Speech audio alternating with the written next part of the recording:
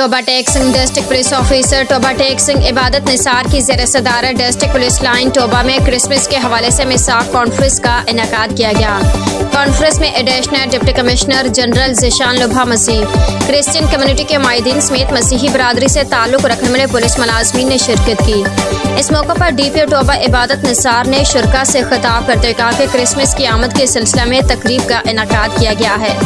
इस तकरीब का मकसद मसीही बरादरी से ताल्लुक़ रखने वाले पुलिस मुलाज़मीन की हौसला अफजाई करना और उन्हें इस बात का यकीन दिलाना है कि हम सब भी क्रिसमस की खुशियों में उनके साथ बराबर के शरीक हैं। मज़ीद DPO टोबा इबादत निसार ने क्रिसमस के हवाले से तमाम मसीही बरादरी को मुबारकबाद पेश की और कहा कि इस मौके पर अच्छी सिक्योरिटी फराहम करेंगे और हमारी पूरी कोशिश होगी कि आप अपनी मजहबी रसूमात को पुरअमन और अच्छे तरीके से सरअंजाम दे सकें। मिसाक सेंटर में अक़लीतों के हकूक़ का तहफ़्फ़ुज़ तरजीही बुनियादों पर जारी है। मिसाक सेंटर पर अक़लीतों की दादरसी के लिए अक़लीती बरादरी से ताल्लुक़ रखने वाले पुलिस मुलाज़मीन को तैनात करने का मकसद भी यही है कि किसी भी अक़लीत से ताल्लुक़ रखने वाले अफराद जब शिकायत लेकर आएँ तो वो अपना मसला खुलकर समझा सके और उन्हें किसी किस्म की घबराहट ना हो।